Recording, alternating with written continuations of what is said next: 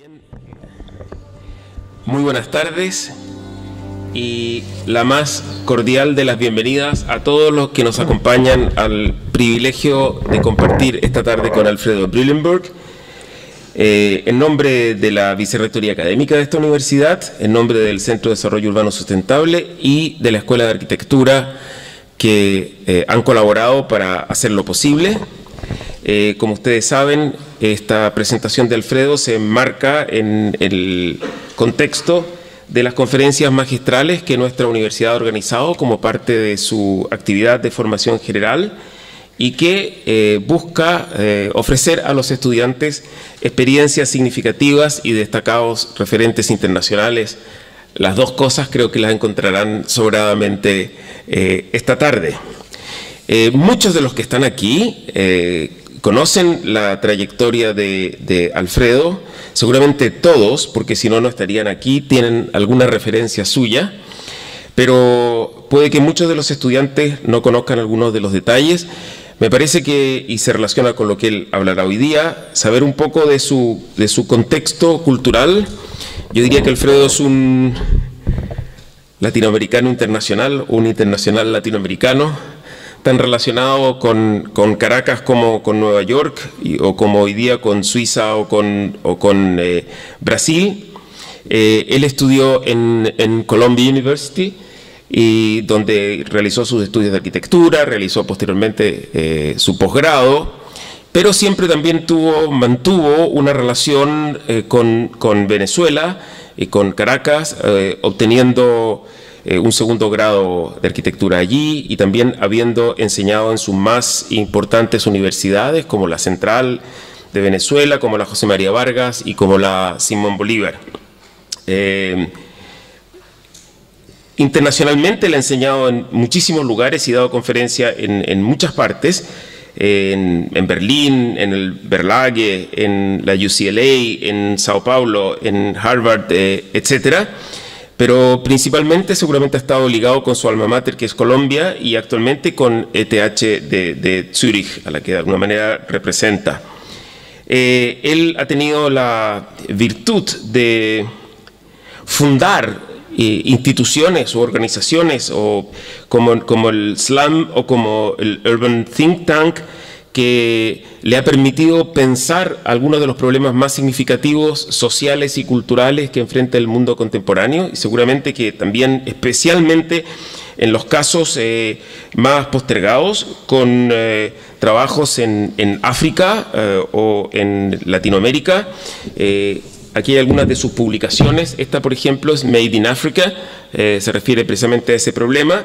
Y esta otra, Informal Vertical Communities, que se refiere al conocido caso de la Torre David de Caracas, un edificio importantísimo, inconcluso, que ha comenzado a ser ocupado, en fin, y que ha tenido mucha resonancia internacional. Ha hecho un conjunto muy interesante de propuestas de vivienda para África, y seguramente que entre sus más conocidas obras se encuentra el Metro Cable San Agustín de Caracas. Ha recibido múltiples publicaciones y múltiples premios, y más allá de todo eso se ha convertido, creo que, en un actor indispensable de la arquitectura y del urbanismo contemporáneos.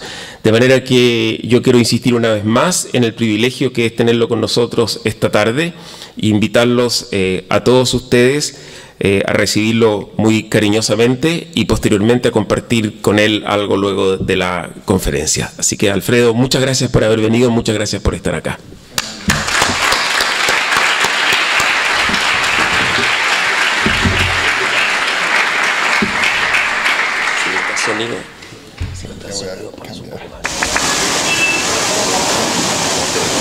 Gracias, Fernando. Realmente un placer estar aquí en Chile. Les voy a confesar que es la primera vez. Así que, entre todos los países que estaban en Latinoamérica, me faltaba Chile. Y quizás no vine porque, como ustedes bien saben, Alejandro Aravena tiene la plaza ya tomada, así que sobre la informalidad ya saben todo, así que no sé qué les puedo pedir. Vamos a cancelar aquí. y poner la presentación de hoy.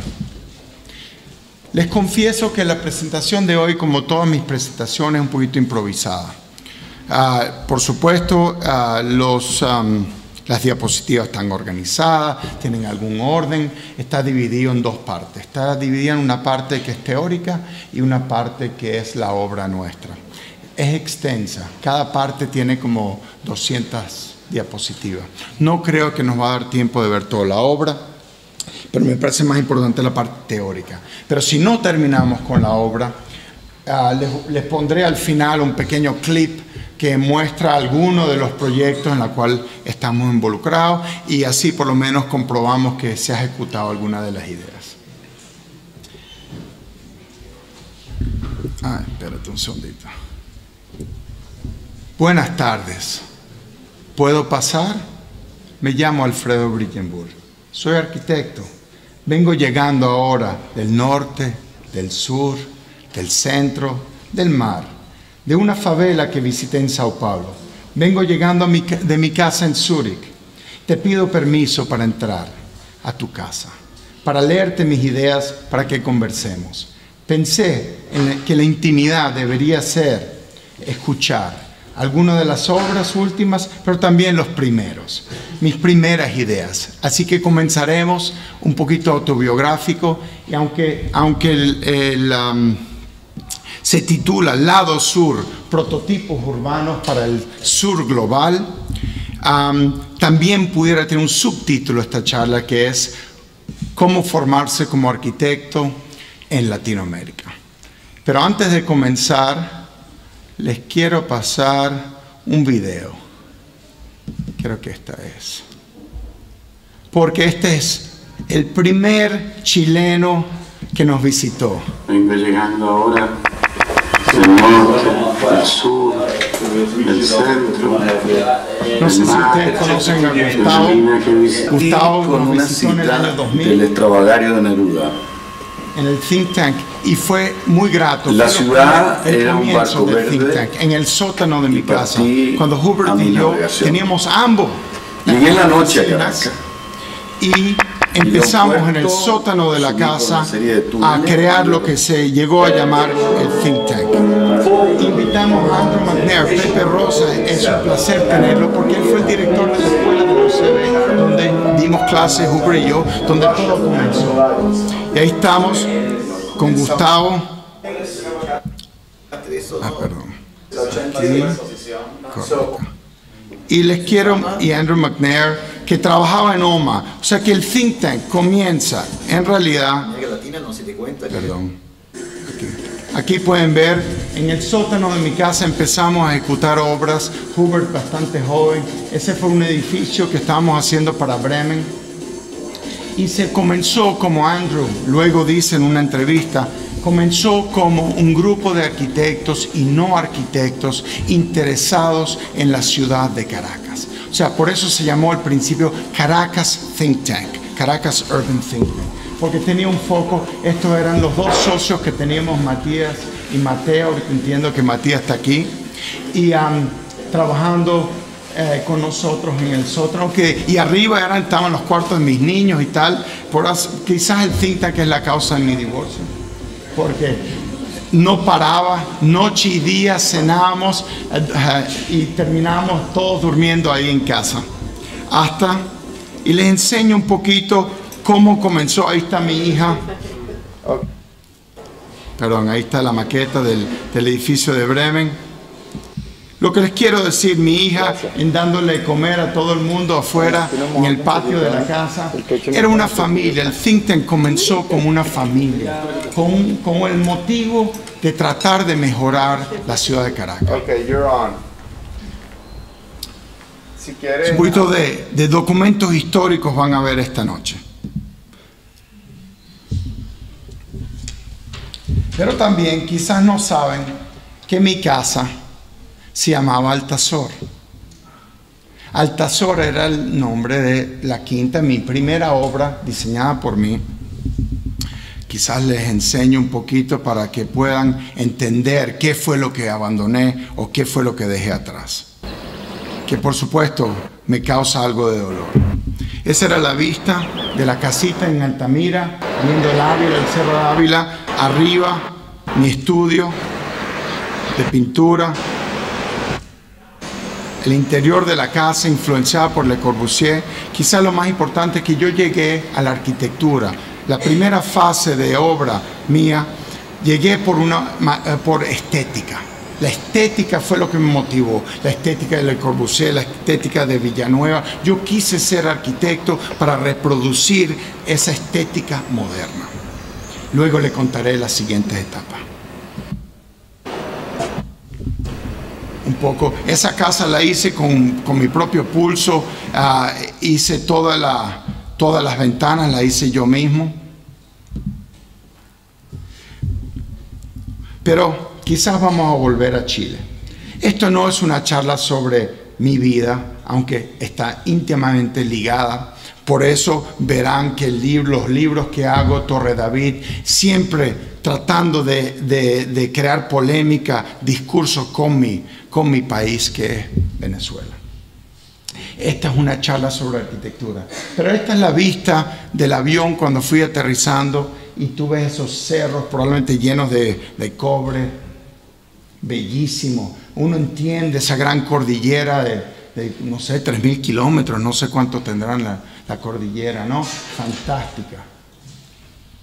Pero cuando vi la ciudad, me hice la pregunta, y sé por qué, por los terremotos, porque no existe mucho, salvo el centro, ¿no? El pequeño centro histórico.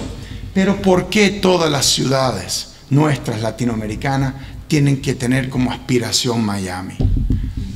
Yo no entiendo por qué el urbanismo latinoamericano no pudo reinventarse como tan buenos arquitectos que hemos tenido, como Villanueva, Clorindo Testa, Méndez da Rocha, Artigas. ¿Qué pasó? Que terminamos construyendo una ciudad que es genérica. Eso podría ser Bogotá, sin ningún problema, o podría ser cualquiera de las ciudades genéricas de Latinoamérica. Yo creo que el gran tema latinoamericano es la desigualdad. Entiendo y me gustaría hacer un organigrama de seguir el dinero en Chile y saber quiénes son los que controlan la ciudad, quiénes controlan las empresas, quién controlan realmente el capital del país. Porque entonces pudiéramos entender quién tiene la responsabilidad para la desigualdad que existe en Chile, como lo existe en Sao Paulo, como lo existe en Caracas. Creo que ese es el tema. Pepe les puede recordar en algún momento, hubo una gran discusión en Venezuela. Hubert y yo propusimos una idea para formar un posgrado. Porque ya el posgrado había caducado, el posgrado de Maciá había terminado infelizmente, y había que concebir un nuevo posgrado para la Facultad de Arquitectura. El tema del posgrado. Y Hubert y yo propusimos, ¿por qué no hacemos el posgrado focalizado en países latinoamericanos en desarrollo? Y perdimos la batalla, porque otro grupo presentó el tema del el efecto Bilbao. El efecto Bilbao como acupuntura urbana, tal de explosivo, como fue el Museo Bilbao en su momento dado. Pero lo que nos preocupó, Hubert, a mí, es que por qué la atención siempre de nuestra facultad, de nuestros colegas, siempre es pensar en lo que está afuera es mejor. O sea, Frank Gehry, el efecto Bilbao, ¿por qué no podemos centrarnos en lo que tenemos en nuestros países para crear el tema? Entonces quizás esta es la primera parte. Por supuesto, ya no estamos solo en Caracas, por circunstancias que les contaré. Estamos en Zúrich, Nueva York y Sao Paulo. Pero quizás mi vida se parece un poquito a la vida del personaje central de Memorias en Subdesarrollo. ¿Cuántos han visto esta película cubana de los 60?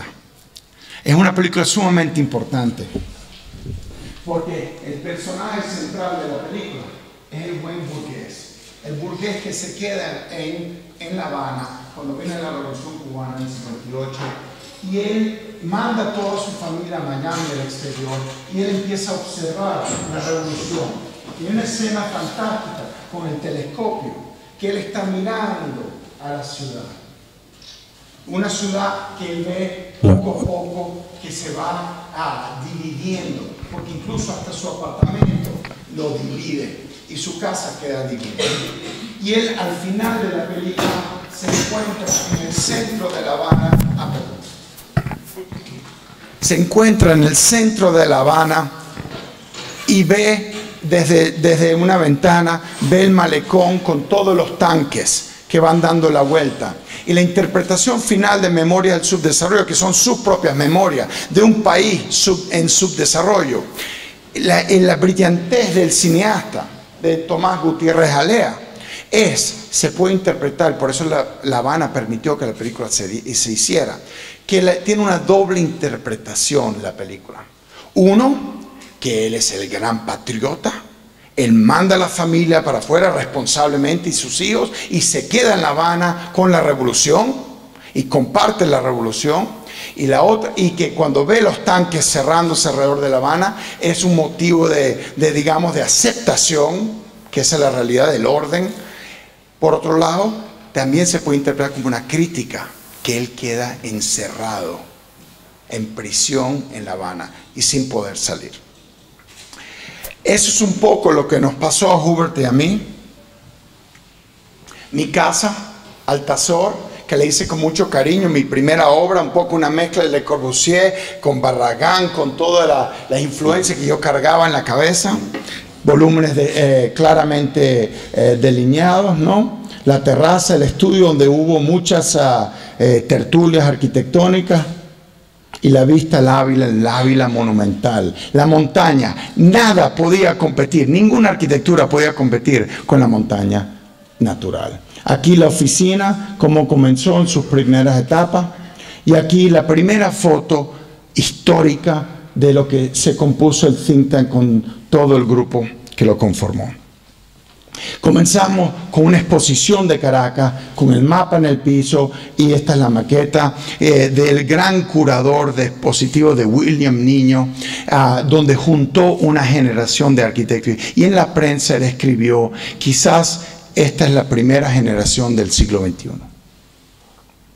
Y esta es la realidad de Caracas, una ciudad segregada por barrios de islas y guetos, entre formalidad e informalidad. Nosotros, por supuesto, no fuimos los primeros en estudiar la informalidad. Ya había una generación de Federico Villanueva y Lavaldó que habían ya comenzado a estudiar los barrios. La diferencia que tuvimos con los estudios de las favelas, de los barrios de Caracas, con ellos, que eran unas eminencias fantásticas y fundamentales para nosotros, con mucho cariño los recuerdo, era que ellos agarraron y empezaron a crear unidades de diseño, UD1, UD2, empezaron a subdividir los barrios en zonas de diseño y le dieron esas zonas de diseño, se las dieron a jóvenes arquitectos para que diseñaran. Entonces uno le puso una plaza como en Barcelona, otro como San Gimignano, pensando que los barrios podían convertirse en lo que fuera, en urbanizarse como Barcelona o Italia. Y eso no es así. Porque los barrios tienen una realidad política, tienen familias, tú no puedes determinar dónde romper un barrio con otro barrio y trazar líneas artificiales de diseño. Y ahí comenzó el problema con nuestros colegas en Venezuela, las diferencias de pensamiento. Aquí tienes el corte del periódico donde el barrio es la cosa, el Caracas think tank con la Facultad de Arquitectura. Creo que Pepe estaba en este momento director. Y Andrew McNair, que era el mejor amigo de Rem Koolhaas y OMA, que vino a Caracas y nos ayudó a formar las primeras ideas. Estos son algunos de las pesquisas y videos que empezaron a resultar de esa relación.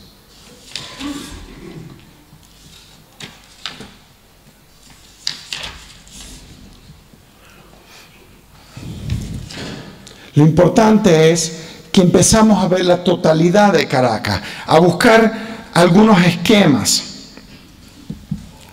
que pudieran no solo ser interesante desde el punto de vista de mapeo, sino que pudieran también tener una calidad artística, que el dibujo pudiera tener un poder de comunicación. Esta es la densidad, las distintas densidades de Caracas. Así comenzó nuestra obra. Pero quizás más fundamental, comenzó con el Manifiesto No. No sé si Pepe alguna vez tuvo una camisa. Manifiesto 2, y se lo leo la primera estrofa: nosotros no vinimos a seguir cursos de diplomacia, ni a adquirir una cultura con fines de comodidad personal. Vinimos a enfrentarnos con los problemas urbanos. Por supuesto, con estas camisas y los arquitectos disidentes del 2001, Urban Think Tank. No les causó gracia a la generación vieja de Caracas. Aquí ves a un joven Hubert vendiendo las camisas en el museo con el manifiesto. Y luego conseguimos una beca, o una beca no, digamos una gran donación, porque el Think Tank era una ONG. Comenzó con una ONG para Caracas. Y Alemania nos dio un dinero con la cual pudimos empezar a crear este grupo colectivo. Y durante el día trabajamos independientes como arquitectos y de noche nos uníamos a hacer esta. Y en Harvard fuimos los chair de una exposición, de una conferencia en 2003, donde el joven Alejandro Aravena fue uno de los expositores invitados por nosotros a esa conferencia. Pero la idea nuestra fue cómo podíamos imaginarnos el barrio como una montaña mágica intervenida con pequeñas intervenciones muy puntuales, pero todas que se hilaban en geometría, como lo que puede ser hoy en día en el internet un cloud diagram, de cómo funcionan los diagramas de nube rizomáticos del internet. Pero más importante, ¿alguien sabe quién es ese con el sombrero? Bueno, ya está dicho abajo. Es Reyner Banham. Este tipo fue importantísimo, porque Reyner Banham, un inglés de Inglaterra, fue a los Estados Unidos, se enamoró de los Estados Unidos y empezó a ver a los Estados Unidos con unos ojos distintos a cómo los críticos americanos estaban formando su crítica. Y dice, la arquitectura es demasiado importante para ser dejada a los arquitectos. Esa frase fue fundamental, porque el think tank empezó a trabajar con sociólogos, trajimos a Armando Silva de Colombia, trajimos una serie de personas de todas partes del mundo para formar equipos multidisciplinarios, porque la arquitectura no significa nada en solamente como forma, como estética, porque no somos solo decoradores. Empezamos a ver y a estudiar esta idea de los otros 90% de habitantes del planeta, que son los habitantes pobres, en realidad. 33% del planeta vive en pobreza. Y en los próximos 20 a 30 años habrán como 2 billones de personas más en la Tierra. Pasaremos de 7 a 9 billones. De esos 2 billones, el 80% será en barrio. Aquí tiene un mapa que hicimos con Harvard y Christian Wertman en Harvard, y trazamos la línea del political equator de nuestro gran amigo Teddy Cruz, que ya lo van a ver en un segundo, y trazamos esta idea con Teddy de lo que se llama el sur global. Y estos puntos pixelados son puntos del crecimiento urbano proyectado para el 2030. ¿Y dónde iba a crecer el mundo? Y va a crecer en el sur y va a crecer primordialmente en los barrios.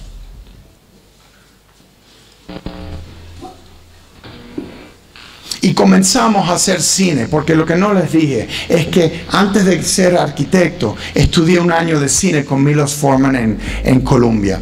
Y les voy a poner este video un segundo.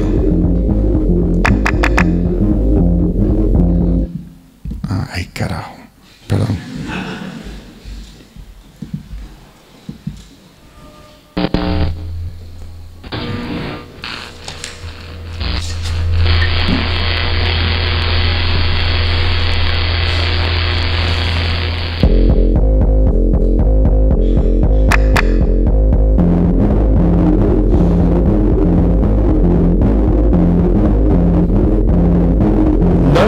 70% of world population growth is happening in the megacities of the third world. Density of urban life creates even more social and logistical challenges.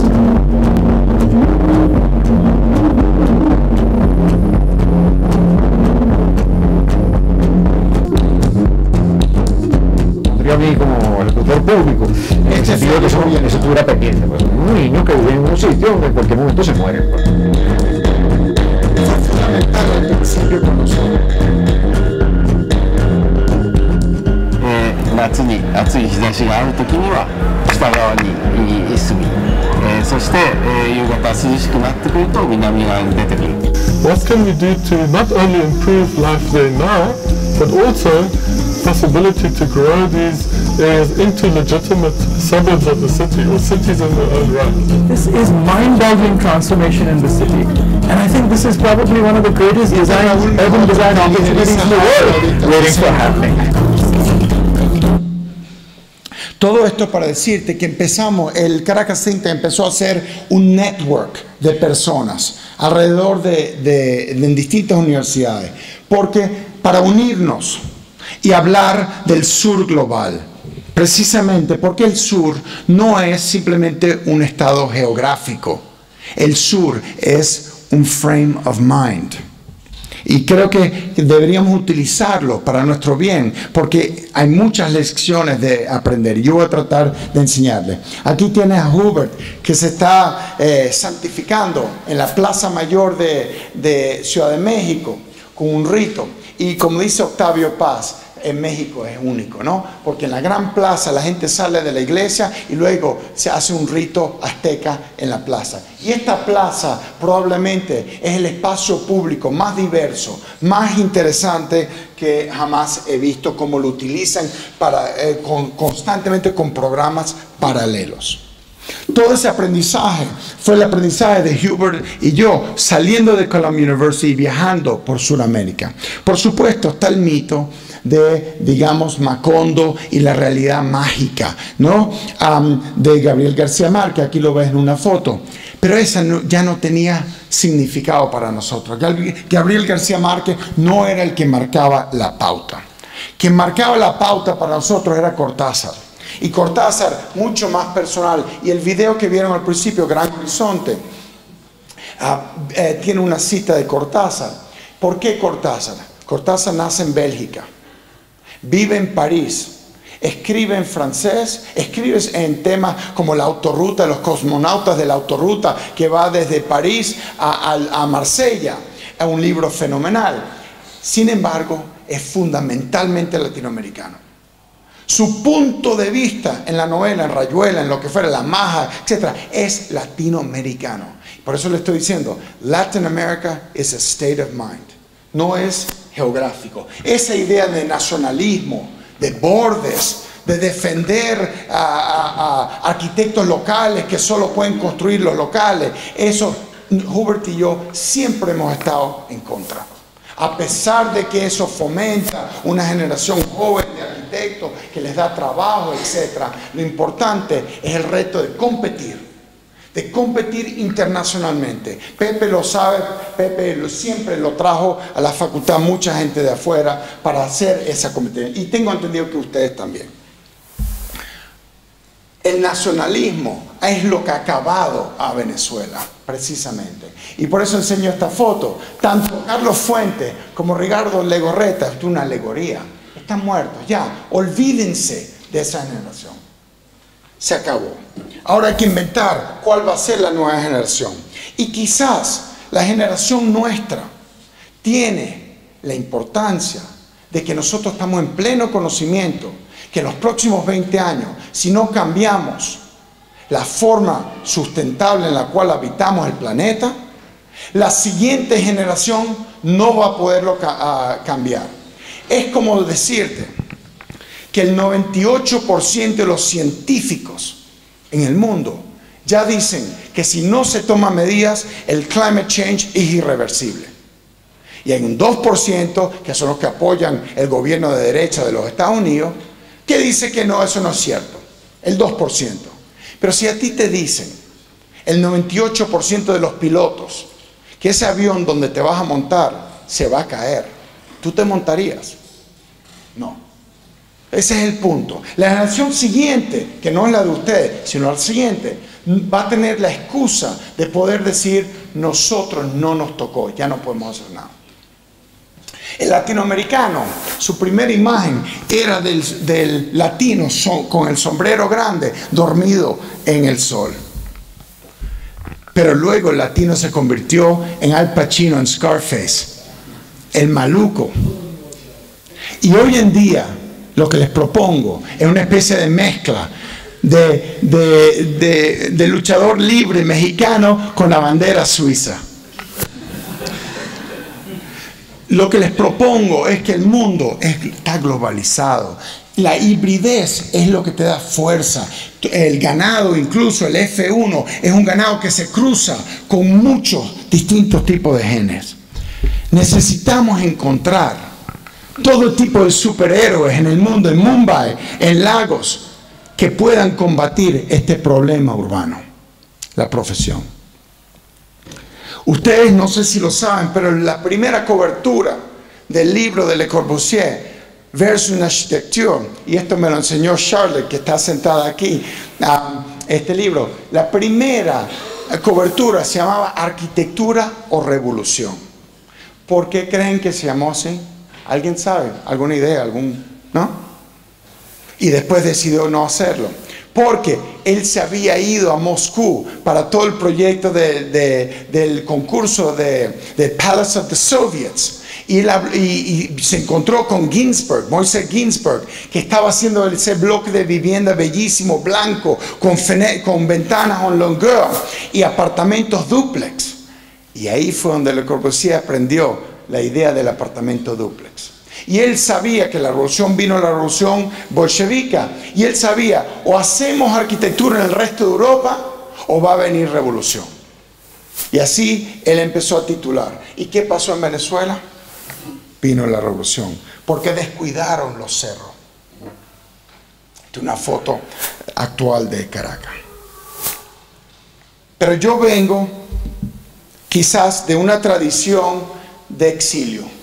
Mi padre fue presidente del Congreso. También se autoexiló en Nueva York. Por eso yo nací en Nueva York. O sea que vengo de, y esto es en los 90, el Caracazo. En el 89, ¿no fue? O el 92. Y estas son sucesivas imágenes de ese proceso del Caracazo en Caracas. Y así fue que Hubert y yo llegamos a Venezuela. ¿Qué tipo de arquitecto íbamos a hacer si esto era nuestra realidad? ¿Hacer una fachadita? No. Había que percatarse al problema urbano y ser un arquitecto de tu generación y atacar los problemas de tu generación. No de tratar de imitar como hacen los paulistas, las obras de Artigas, con un modernismo impecable, que yo los admiro, son casas de concreto fabulosas. Pero eso es un juego histórico de continuidad, de modernidad, estético. No tiene nada que ver con contenido. ¿Y qué es arquitectura? Contenido. No es la forma, porque ¿de qué sirve este edificio vacío? La arquitectura es precisamente el contenido que lo habita. ¿Y cómo lo habita? Esta fue la realidad. Empezamos a escribir textos. Y este texto se llamó Blade Runner in the Tropics. ¡Asesino! Pero este es quizá lo más dramático. Aquí sí estaban amigos míos. Esa que viste ahí, Mariana Machado, es una amiga mía. Y entramos y se entró realmente, la ciudad se dividió.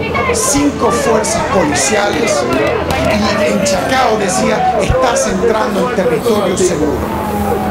Esta es la realidad. El contexto. O sea que la arquitectura espacializa y materializa el desarrollo desigual de la ciudad. Nuestras ciudades están tradicionalmente vistas como economías en escala y la necesidad de tener proximidad a todas las cosas públicas buenas y los servicios.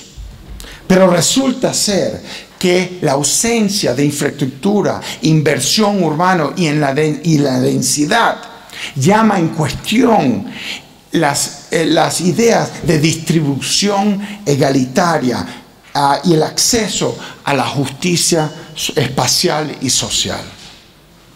Como profesional, los arquitectos han sido cómplices en el proceso de esta división de ciudad, tomando trabajos que sabemos perfectamente que crean barreras y destruyen la ciudad. Entonces nos empezamos a centrar en la idea de informalidad. Y estos fueron de los primeros mapas que se producieron con mucha precisión. Pero se continuó Río de Janeiro con los favelas en anaranjado. Y continuamos con Harvard, Bogotá.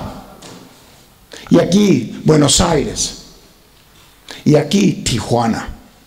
Y la línea entre el sitio más rico en el mundo, la frontera más rica con la frontera más pobre. Y aquí tiene Ciudad de México. Es interesante que en Ciudad de México la pobreza se concentra en el centro. Y va cambiando. La cuestión no es si un edificio es sustentable en sí, con paneles solares, recolección de agua, eso es importante. La cuestión es si es sustentable que el mundo, un tercio del mundo, sea pobre. Eso no es sustentable. Ese es el foco principal de nuestro trabajo.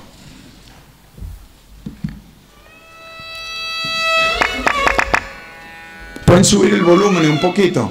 Volumen.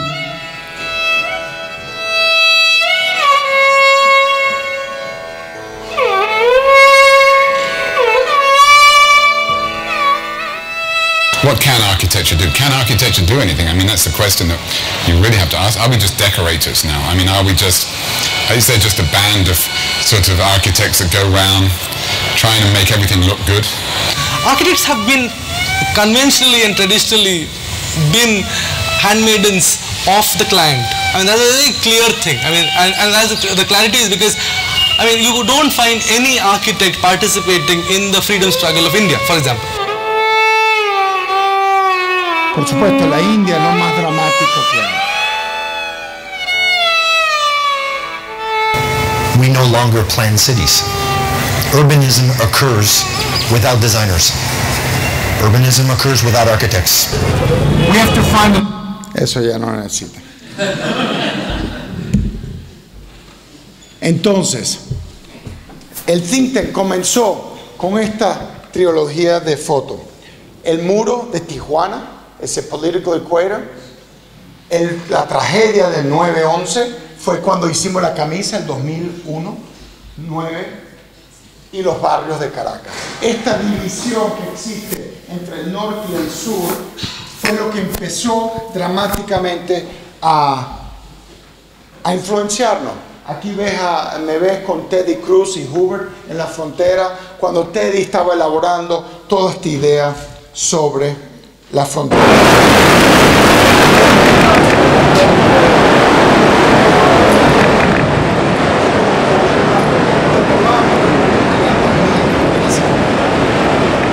Pero quizás lo más importante que quiero es romper la jerarquía entre el experto y ustedes.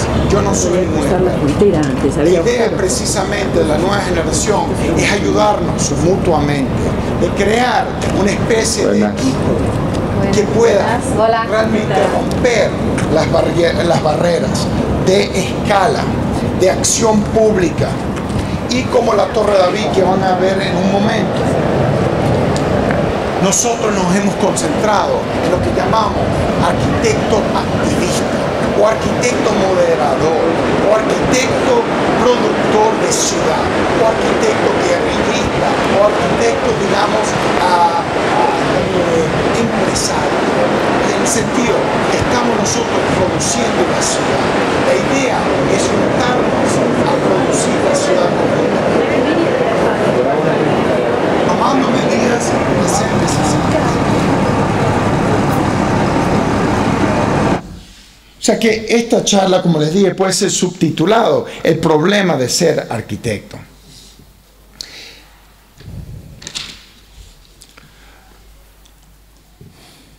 Aquí ven a otro gran personaje, Néstor García Canclini, argentino, viviendo en México, sociólogo urbano, que tuvo una influencia profunda sobre nosotros. Aquí viene muy contento a enseñarnos esta pequeña escultura. Esto simplemente refuerza el punto de culturas híbridas. Néstor nos cuenta que esta pequeña cerámica es producida en Oaxaca por unos artesanos locales. Sin embargo, los artesanos ya no están haciendo cosas como los indios, aztecas o las decoraciones, sino las dos torres gemelas, Osama Bin Laden en el centro, los aviones que le pegaron a la torre, y aquí al lado la bandera de México y la bandera americana. Y él lo usa como un ejemplo de qué interesante se torna la cultura cuando se hibridiza. Y por eso les digo, a mí no me gusta la idea de crear una arquitectura pura. Ni siquiera me gusta la idea de que los arquitectos tengan que terminar los edificios completamente. Por eso la Torre de David es una gran lección, que ya les llegaré. Hear the explosion from your position? Yes, we did. As a matter of fact, we heard it, and because I was just like standing there, pretty much looking out the window, I didn't see what caused it or if there was an impact. So you have no idea right now? I have another one. Another plane just hit. Oh my gosh! Another plane has. Hay unas viviendas que estaban creo que en Newark, Pruitt-Igoe, ¿no?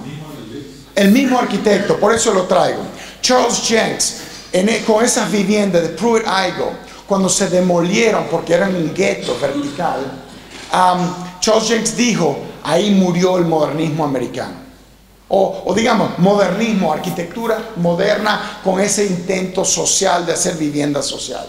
Ahora, cuando las Torres Gemelas se destruyen, el mismo arquitecto, Hubert y yo decidimos que ahí cambió nuevamente la arquitectura. Qué ironía, ¿no? Y estábamos Hubert y yo en Suiza precisamente en el 2001 en Pontresina dando una conferencia, y estaba Kurt Himmelblau, estaban todos los grandes arquitectos, Greg Lynn, etc. Y nosotros éramos los únicos que traíamos la agenda social. Y ahí fue el comienzo realmente de la pasión, y la prensa por supuesto nos destacó, y ahí comenzó nuestra relación con Suiza, que terminó hoy en día nosotros viviendo allá. Pero esta fue otra lección grandísima que tuvimos en México, el Faro. ¿Alguien sabe lo que es el Faro? El Faro es una obra del gran arquitecto mexicano que hizo los lagos, el famoso proyecto de los lagos en México, donde él proponía unos lagos para Ciudad de México. ¿Cómo se llama? Sí, Alberto Kalash. Alberto Kalash fue llamado, y muy bien, y con mucha buena intención, fue llamado en el norte de Ciudad de México para dividir un municipio y crear un edificio municipal para la creación de un nuevo municipio. Total, con la política mexicana nunca se hizo. Y quedó el edificio abandonado. Típica obra abandonada que tenemos en todos nuestros países, ¿no? Y la gente del norte, del barrio del norte, ocupó el edificio completamente, creó una radio comunitaria, creó unos talleres de artesanía, de fotografía, de litografía, de pintura, y ocuparon el edificio ellos mismos, la comunidad. Bueno, no te puedo ni contar lo increíble que es la experiencia de estar ahí. Entonces la pregunta es, ¿quién define la ciudad? No la definen ni unos políticos, no la definen un alcalde, la definen todos ustedes. La ciudad que ustedes quieren, la definen ustedes, que son mayoría. La ciudad son las personas. El arquitecto se ha olvidado quién es su cliente. El Urban Think Tank comenzó porque no teníamos ni cómo entrar a los barrios. Comenzamos con la que me levantó a mí, con su hijo. Empezamos a entrar al barrio porque no teníamos otra forma, Hubert y yo, entrar con los familiares del jardinero, del chofer que nos rodeaba. Ellos sí conocían los dos lados de la ciudad. Ellos conocían las casas formales y conocían sus barrios informales. Pero nosotros no conocíamos los barrios informales. De hecho, Pepe te podrá decir, no sé si él ha subido al Metrocable, la mitad de mis amigos nunca se han montado en el Metrocable de Caracas. Empezamos a dar premios en la Cota 905. Y te digo, al principio yo tenía miedo de entrar a estos barrios. Sin embargo, me di cuenta que son gente normal, fantástica, te recibían manos abiertas, cualquier ayuda, camisa. Empezamos a dar postes de futbolito, cancha de básquet, etc. Y dimos los premios. Desafortunadamente, el del medio y los dos otros muchachos están muertos hoy en día. Esta es la Cota 905, la plaza principal, y de noche es un sitio de tiroteo. La violencia nos impactó.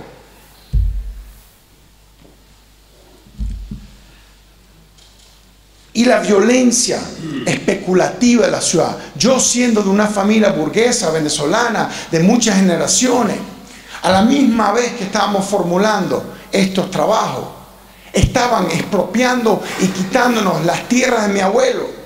En ese mismo momento, ¿en qué disyuntiva me encontraba?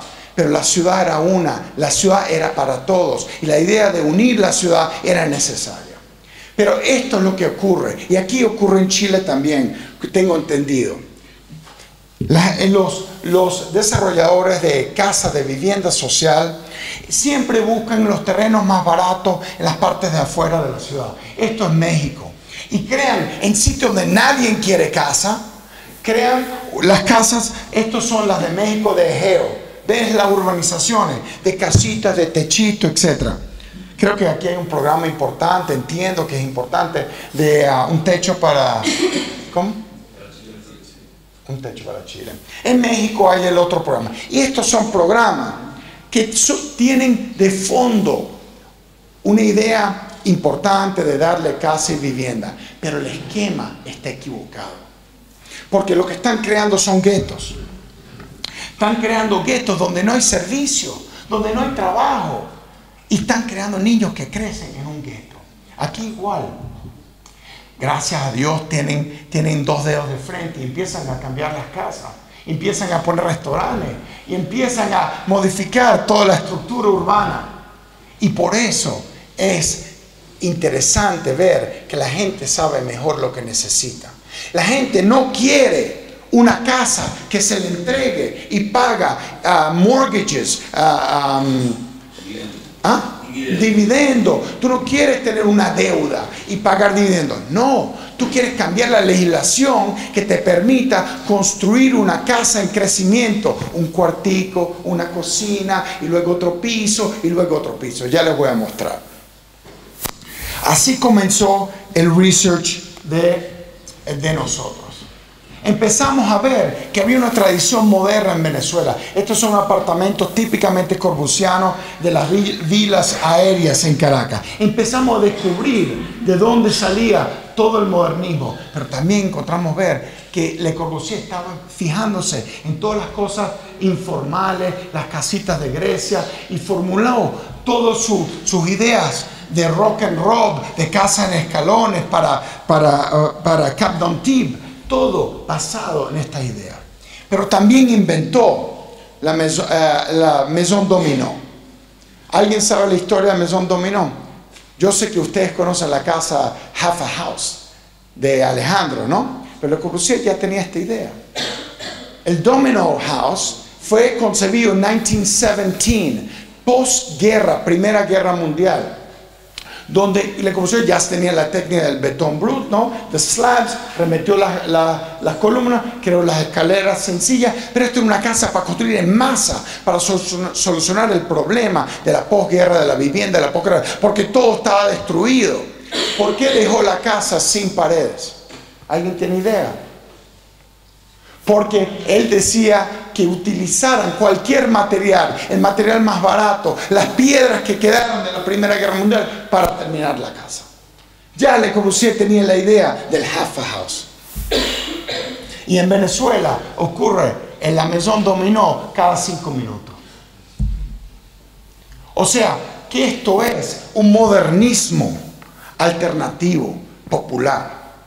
Aquí tiene la misma foto, una de Ramón Paulini y 5 años después una de nuestra foto, donde tú ves la misma casa sin terminar. Y aquí la ves bastante bien. Él va poquito a poco creando un balcón, etcétera, poco a poco. No necesitan arquitectos realmente. Lo que necesitan algunos, planificación sí necesitan, pero arquitectos no. Pero hasta que uno no sobrevuela Caracas, y yo no lo había hecho, uno no ve esto, La Vega. Esto es un mar de problemas sociales, pero también morfológicamente sumamente interesante. Entonces trajimos a Ricky Burdett, que es de London School of Economics, que por cierto hoy habló en la mañana aquí en Chile. Y Ricky, es un cuento fantástico, lo llevamos a Costa 905 y uno de esos, el del medio, el que está muerto, lo llevó a su casa y le enseñó una pistola. Y entonces Ricky, un poquito asustado, sacaron una pistola y el tipo dice, ¿quiere ver cómo funciona? Y como los techos es de latón, disparó el techo, ¡pa, pa, pa! Bueno, Ricky se iba muriendo. Y entonces Ricky dijo, ok, mejor me voy, vámonos cuando terminó eso. Y entonces el tipo fue persiguiendo a Ricky y le sacó la mano y Ricky dice, what does he want? Money, quiere dinero. ¿Y por qué? ¿Para qué? ¿Qué le voy a pagar? Dijo, quería dinero para los cartuchos que gastó. Trajimos de Curitiba Busarelo, el segundo de Jaime Lerner de Curitiba. Traímos a Hannes Swoboda de la Comisión de Urbanismo de Europa. Todo esto era para mediar entre Hubert y yo y las alcaldías. Y las alcaldías de mayor, el alcalde mayor, que era Barreto, que era un problema. Y aquí tienes a Mariana da Costa, la embajadora que nos ayudó a crear el proyecto del Metrocable. Y aquí un funcionario del gobierno de la alcaldía. Esto fue el proceso. Y traemos a Jorge Mario Jauregui. Él fue el gran maestro. ¿Ustedes conocen a Jauregui? ¿Alguien lo conoce? Importantísimo. Porque él fue el primero que empezó a hacer la favela barrio. Y él nos contó que él era un exilado de Argentina que fue a vivir a Brasil, pero nadie le quería dar trabajo de cosas buenas en el centro de la ciudad, edificios buenos. Se tuvo que meter a lo que nadie quería hacer, que eran las favelas. Estaba mal visto por los arquitectos. Y de hecho, los arquitectos paulistas en Sao Paulo, la generación de Paulo Méndez y después, ninguno se interesó por las favelas. Y trajimos también a la curadora de Documenta 10.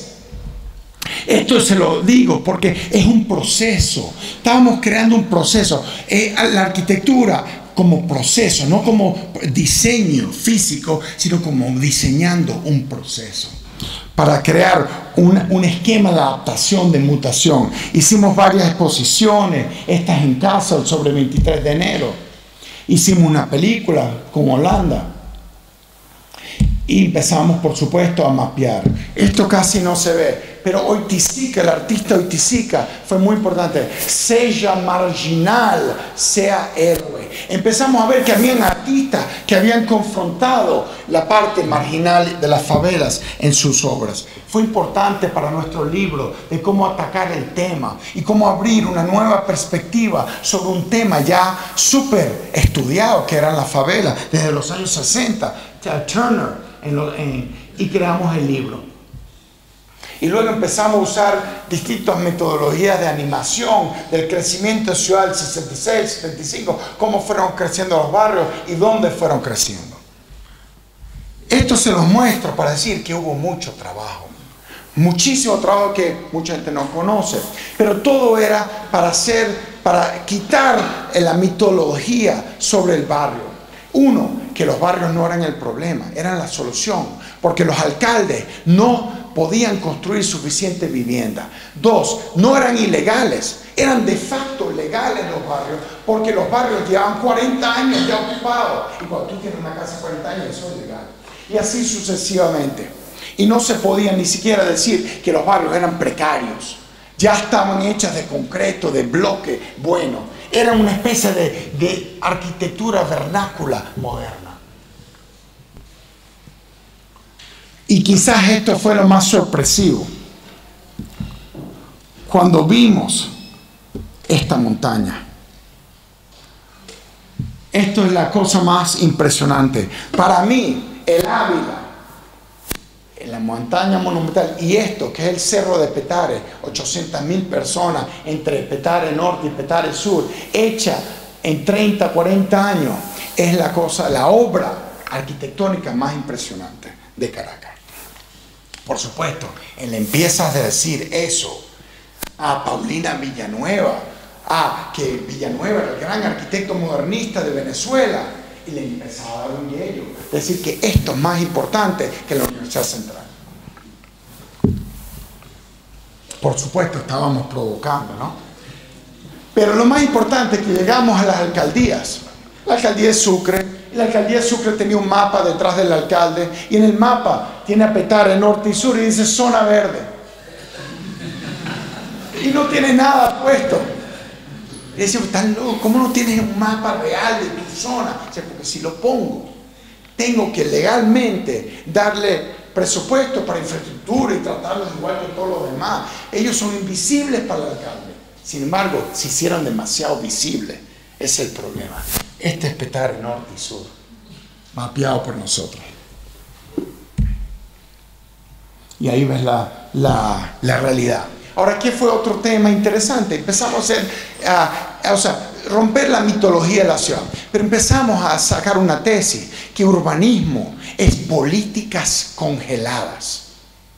Como decía Goethe, que arquitectura era música congelada, urbanismo es políticas congeladas. Entonces nos dimos cuenta que nosotros teníamos que entrar en la política para descongelar la política. Y esto tiene un cuento fantástico. Esto es una parte de la ciudad de Petare, que era de la familia Schlageter, alemana, recién echada como tantos alemanes que vinieron aquí. Y la familia Schlageter, cuando comenzaron la autopista, a construir la autopista, tardó años 70 empezaron a hacer esta autopista. Y la gente empezó, los obreros, a ocupar parte del cerro. Por supuesto, la autopista picó el terreno de los Schlageter en dos.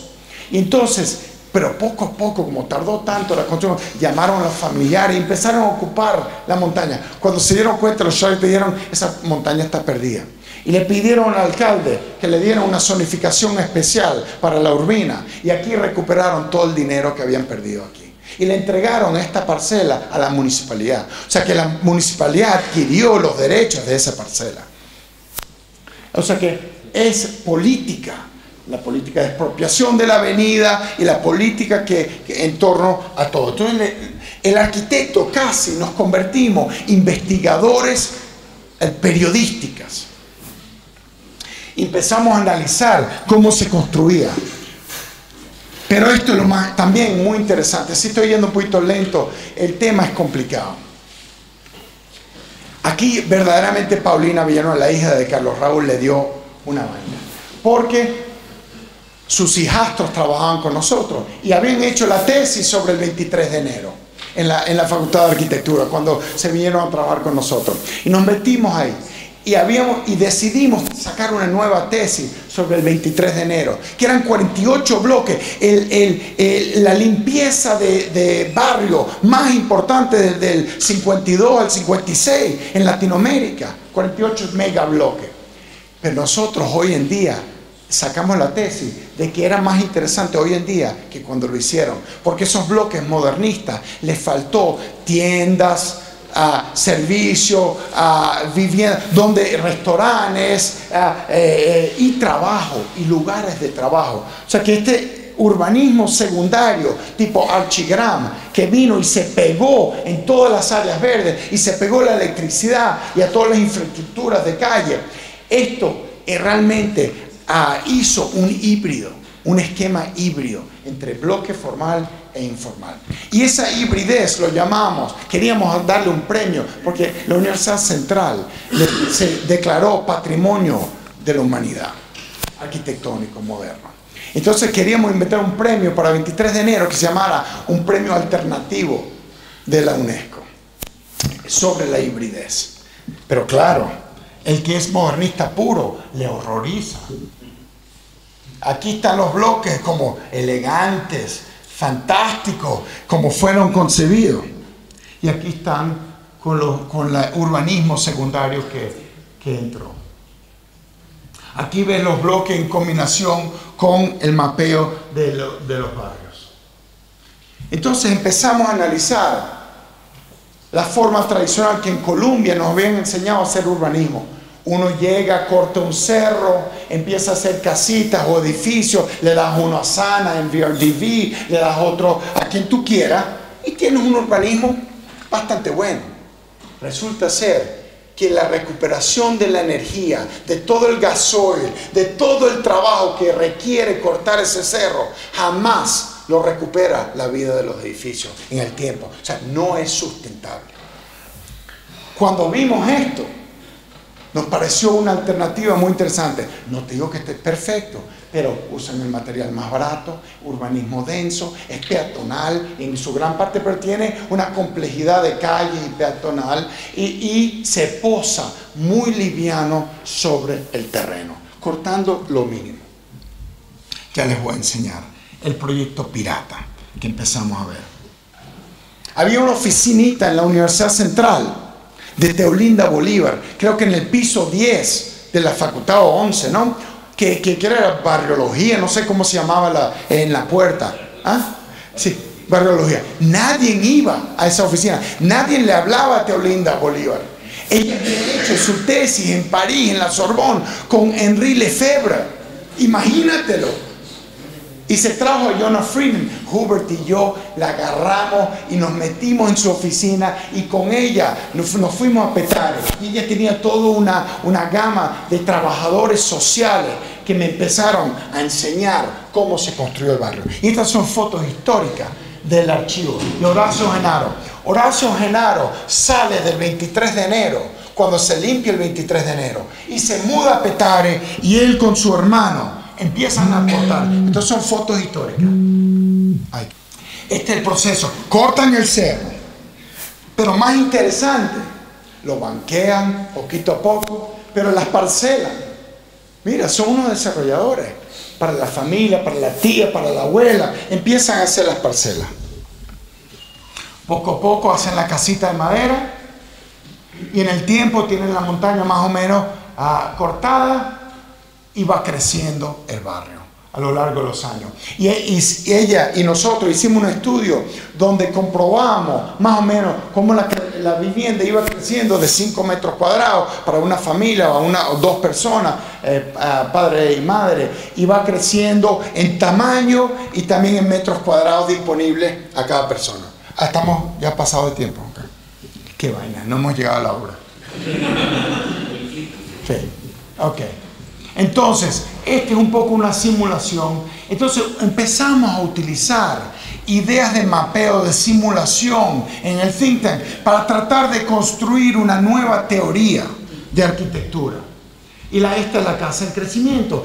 Construyen abajo, se mudan arriba, alquilan y ya tienen un ingreso. Y luego arriba crecen orquídeas o hierbas medicinales y tal. Y es sustentable. Ese es el punto.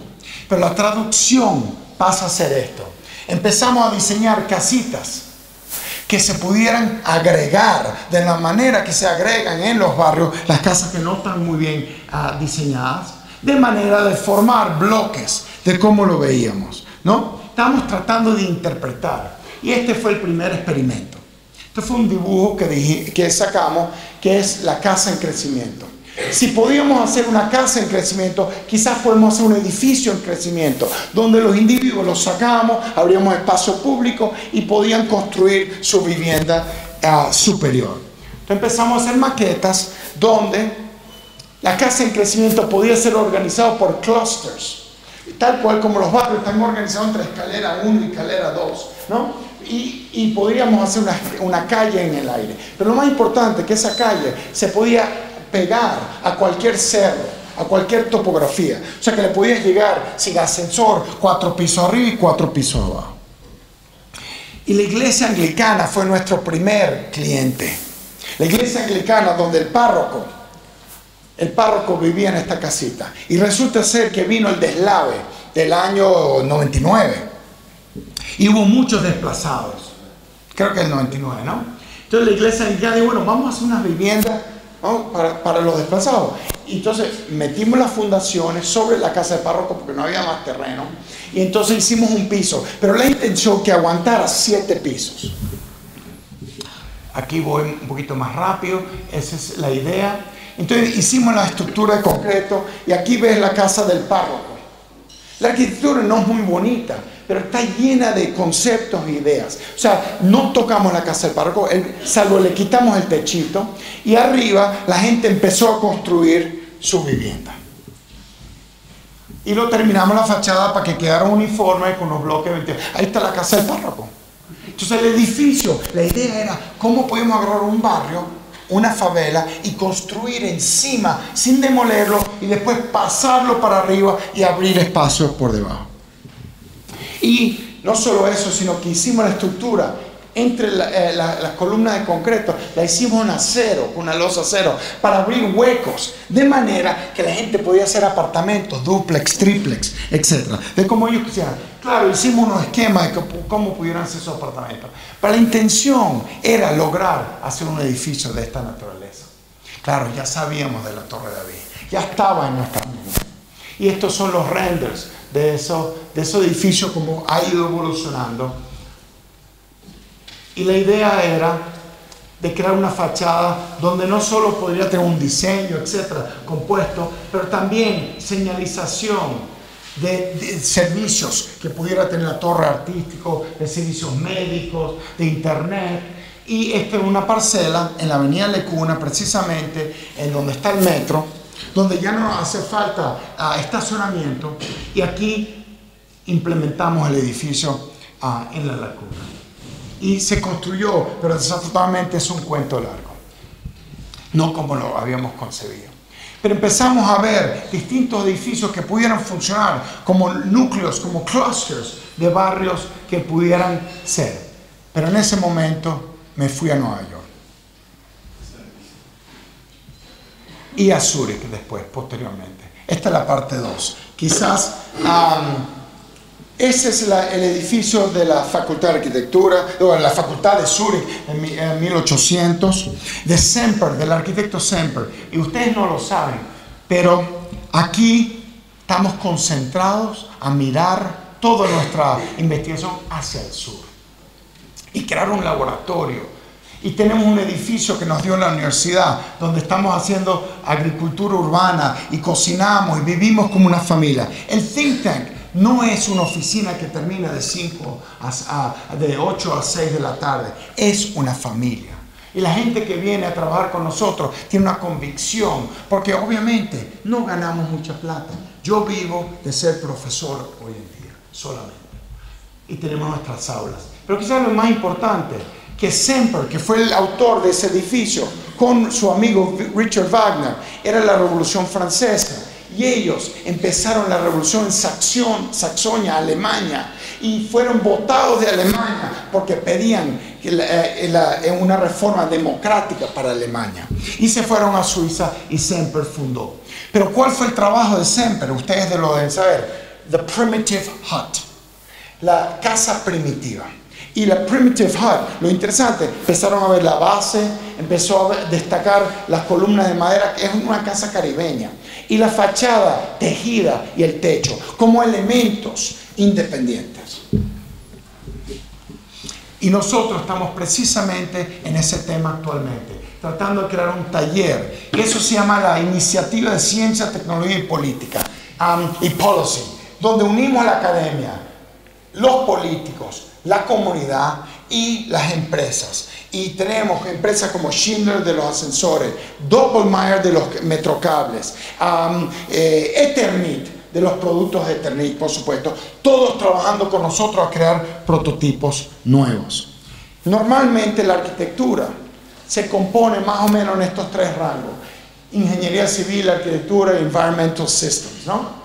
Pero tenemos que empatarnos con todas las otras disciplinas de la facultad. Tenemos que realmente salir fuera de nuestro núcleo, de nuestra visión túnel, donde arquitectos nos conversamos los unos a los otros. ¡Ay, qué bonito tu edificio! Lo hiciste con un cantilever y tal. ¡Ay, qué bueno el concreto! Como te detalle la ventanita. Tenemos que salirnos de eso y empezar a ir hacia la periferia de la arquitectura, donde la arquitectura intersecta las artes, donde intersecta la ciencia, para reinventar la arquitectura, esencialmente.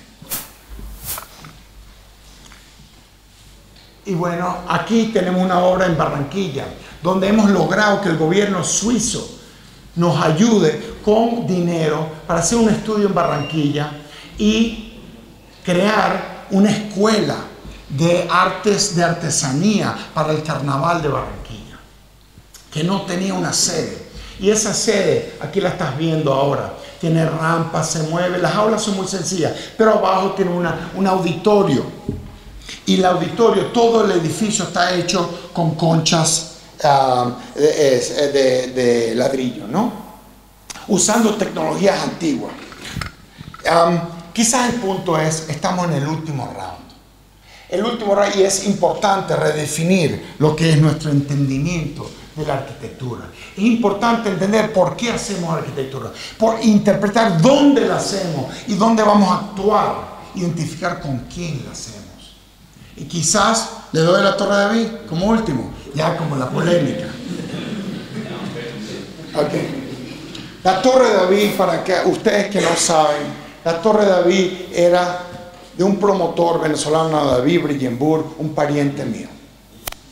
Y David era un tipo bestial, quería hacer la torre más alta, como lo hicieron aquí, de Latinoamérica, en concreto y tal, y tiene una visión. Resulta ser que quebró su banco, quebró la desarrolladora y murió de cáncer.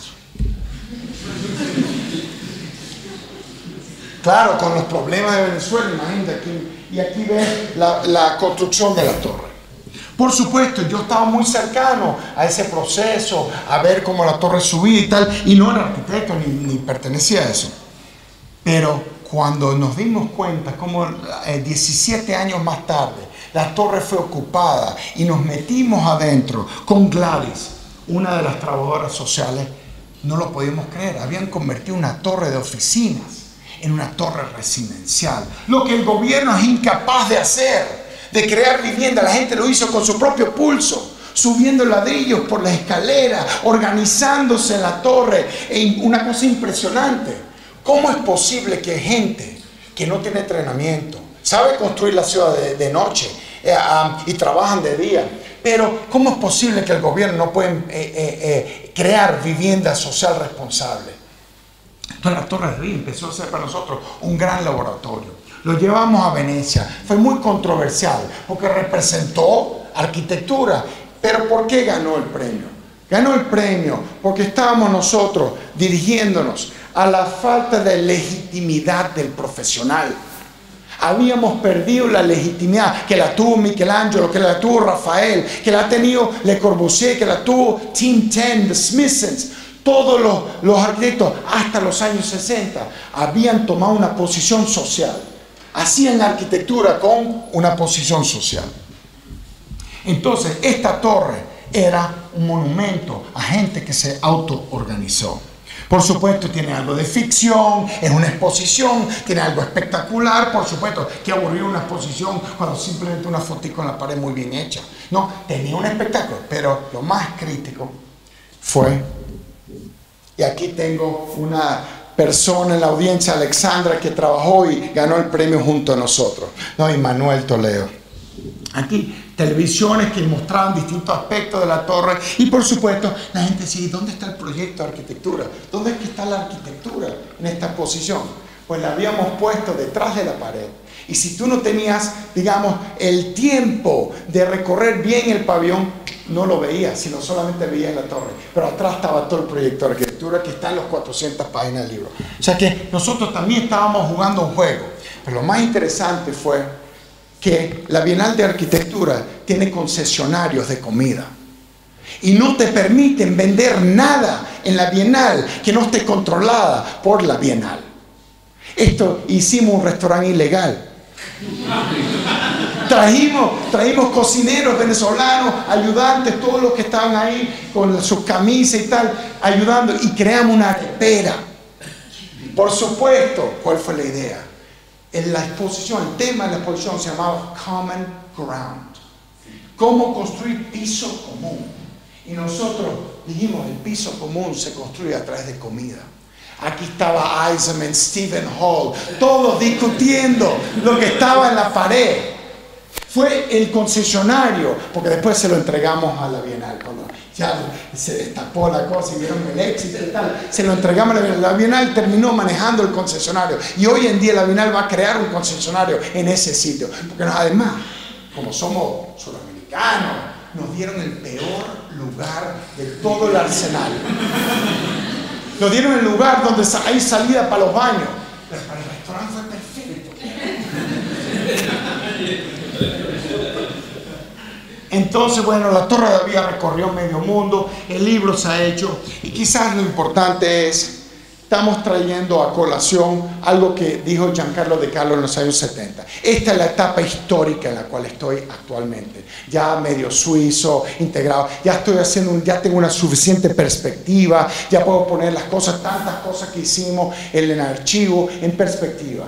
Y Giancarlo De Carlo dice, the architects addressed the problem of how to manage, en 1929 en Siam, ¿no? Manejado por Le Corbusier.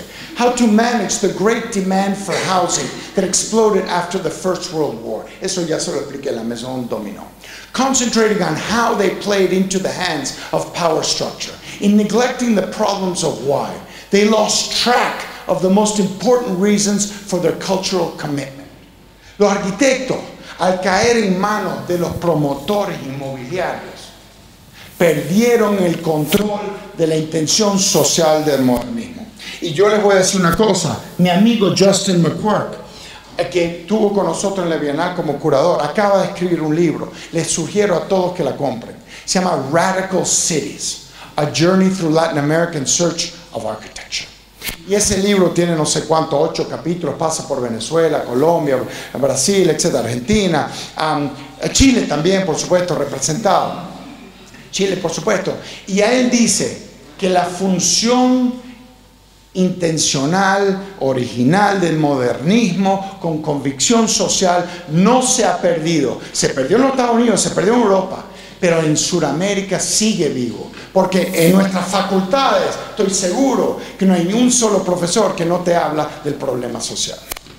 Entonces, quizás con eso les digo, ¿es Torre David una favela vertical? No, y esa es la crítica que me hacían. Ya voy a terminar.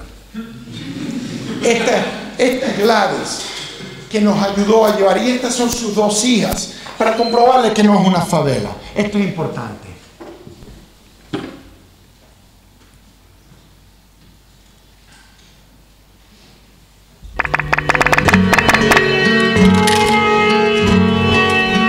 Descansa, bueno. Capítulo del instrumental. Nosotros sabemos quién somos. ¿Quién eres tú? Ya. Dice. En estos tiempos todos se creen que son perfectos. Señor espejo, mostraré sus defectos ya. Tú mereces si creen cambiar el mundo en un tema. Y ni siquiera pueden cambiar sus problemas. Tú, ¿quién eres? El que aunque los que me critican nunca aportas menos. Sabe lo que el hip hop significa. Desde Bambata el rap fue hecho para hacer paz. Hasta que el West Coast no toca el balandreo, vende más. Tú, ¿quién eres? Dime. Tu silencio te hace pensar que eres de los que canta rap para que alguien nos pueda notar en vez de apoyar y callar. En otros tiempos te hubiesen colgado y quemado de más. Dime, si eres acaso que escucho cancerberos y solo rimos sobrenombres y hasta me critica, pero yo creo que tú eres de los que hablan extranjero ni chupa el cuero en vez de apoyar los de su guero primero. ¿Quién eres? Te pregunté y no me respondiste. Olvidaste que yo mejoré, ya lo que hoy tú descubriste. La antigüedad es nada, sin nada tú hiciste. A mí ya se me está olvidando lo que recién tú aprendiste.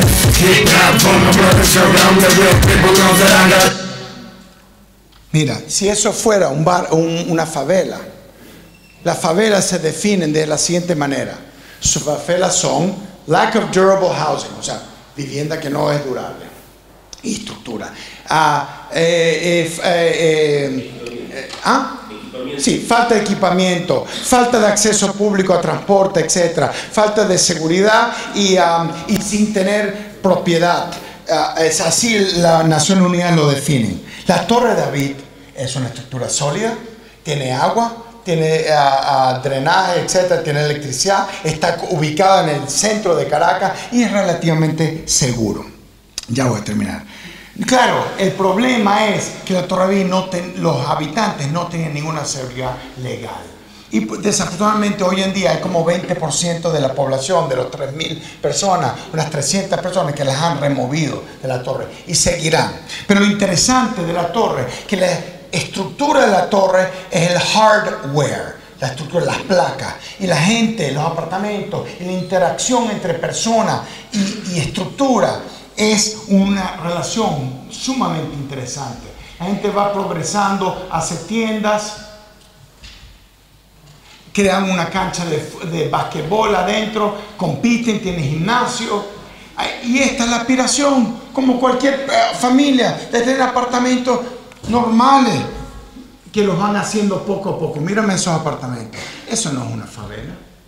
Entonces toda la comunidad ha tenido una controversia, pero es la misma controversia que tuvieron con Duchamp.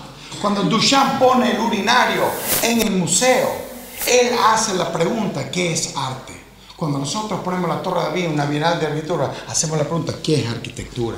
Por supuesto, me entrevistan, hay controversia, hay todo tipo de artículos.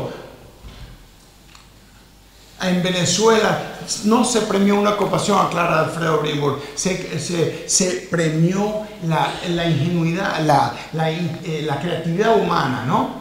Bueno, la polémica sigue por todos lados, por distintas personas que no saben qué hacer. El Colegio de Arquitectos hasta pensó quitarme el título de arquitecto por presentar la torre. O sea, la locura se politizó porque en ese momento estaba la guerra entre la derecha y la izquierda.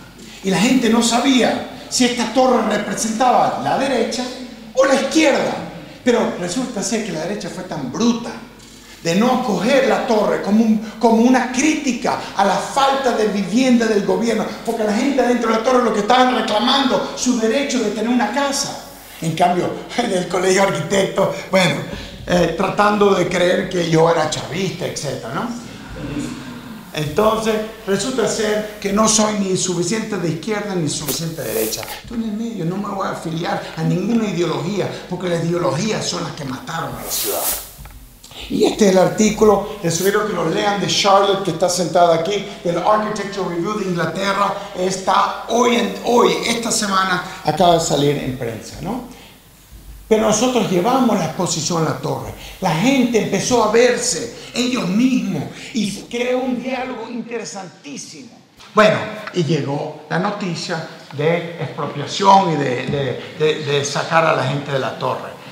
No sabemos lo que va a pasar. Lo único que sí pensamos que ojalá les den una casa digna o les den una vida digna, pero no a 2 horas de Caracas, perdidos en Charallave, donde no hay trabajo. Eso va a ser un desastre. Pero la Torre David da para muchas ideas. ¿Por qué no hacemos estructuras donde no hacemos un ascensor por edificio? Hacemos un ascensor que es público, que es parte de la infraestructura, como los trenes en la ciudad, o los metros, etcétera, o las pasarelas, que une edificios juntos, que une programas juntos. Y bueno, y nos empezamos a imaginar que la Torre David era un modelo del siglo XXI, de una ciudad conectada en distintos niveles. Y empezamos a imaginarnos distintas ideas para una ciudad del futuro, donde todos los pisos se conectaban y tú con el iPhone podías atravesar y decir, tengo una fiesta en el piso 21, y tenías espacios públicos distribuidos por toda la torre. Y bueno, por supuesto, distintas movilidades. Empezamos a diseñar los programas, hicimos maquetas y los presentamos. Y esta era la ciudad de Audi del futuro. Y de noche tú podías ver qué pisos eran públicos y qué pisos con los códigos de color. Pero no solo eso, sino la Torre David tenía un estacionamiento. Y dijimos, bueno, quizás podemos empezar con el estacionamiento, como la idea de James Wines. Es muy importante conectarse con las ideas que ya han sido utilizadas en los años 60 y 70 utópicos. Porque hoy en día nosotros sí tenemos la tecnología para implementar esas ideas innovadoras de comunidad. Entonces pensamos cómo podríamos hacer una estructura que los estacionamientos son perfectos, son las estructuras más baratas, más genéricas que se pueden utilizar. Y en Caracas encontramos un estacionamiento que empezó a modificarse por dentro, a meter tiendas. Pero también en Bangkok empezamos a ver un estacionamiento que le puso viviendas arriba. Aquí ves el estacionamiento invadido por vivienda. Y este es el ejemplo en Caracas. Tú dirás, wow, qué increíble el estacionamiento verde por todos lados. ¿Sabes por qué son verdes? Esas matas tan frondosas. Para que la municipalidad no vea lo que está detrás. Entonces encontramos un estacionamiento en Trinidad y Tobago. Y el gobierno nos pidió, bueno, ¿qué podemos hacer con ese estacionamiento? Resulta ser que era un shelter para homeless, para gente de la calle. Empezamos a ver, bueno, qué servicio, helipuerto, servicios médicos, rampas, etc. Y nos imaginamos el estacionamiento transformado con distintas infraestructuras, ¿no? Y hoy en día estamos pensando en ese mismo ejemplo de cómo la gente progresivamente puede agarrar un estacionamiento, porque ya no hace falta carro. Es más, hoy se me ocurrió una idea. Tú sabes que está la autopista que pasa por debajo del río Mapuche, ¿no? ¿Cómo se llama? Mapocho, ¿no? Es una autopista y yo la tomé como no sé cuántos kilómetros por debajo del río. Debemos eliminar eso como autopista de carro y meter un tren de alta velocidad que sale a la superficie cada tanto tiempo con parada, un metro, sería perfecto. El carro ya no es necesario, tenemos que eliminar el carro, no es sustentable. Entonces pensamos que estos estacionamientos que existen por todas partes del mundo pueden ser startup companies for young people, music industry, houses. O sea, pues tenemos que cambiar la legislación para empezar a modificar. Empezamos a jugar un juego con estas estructuras, que ya lo vas a ver, de cómo se pueden utilizar y colocar y se pueden ir apropiando, cerrando, y la gente va construyendo su propia casa o va transformando su espacio. Bueno, y con eso quizás los dejo, pero los dejo con esta idea. Lo primero como estudiante que tienen que hacer es diagnosticar la topografía. La topografía es lo que manda con los proyectos. 2, visualizar los factores sociales. 3, diagnosticar la morfología, lo que existe, los edificios, donde se pueden subir y empatar. Y no crecer la ciudad en sprawl. La ciudad hay que cerrarla y limitarla digamos, el footprint de la ciudad, ¿no? Y luego, reverse engineer, empezar a hacer una especie de reverso de qué puede ocuparse, dónde puede crecer la ciudad, capturar todos los resources, ¿no? Los recursos, ¿no? Plug in infrastructure, consolidate infrastructure, go with the grain, ir con el sentido de la ciudad, ir en contra de la ciudad también. Capturar unused space, espacio vacío. Crecer localmente todo tipo de agricultura urbana, consolidar lo público, ir vertical, la ciudad tiene que ir vertical, pensar topológicamente, hacer nuevas conexiones en la ciudad, hacer nuevos centros urbanos, porque la ciudad ahora son muchos centros, prefabricar todas las soluciones para que se puedan ejecutar rápidamente, and the most important, distribute freely. Cada proyecto que ha sido pagado por un cliente hoy en día está abierto a cualquier alcalde. Lo puede tener todos los planos sin ningún costo alguno. Y con eso yo les digo y les garantizo que hemos hecho algunas obras. Y ahora les enseño un poquito un spot que me saca del problema. Perdón.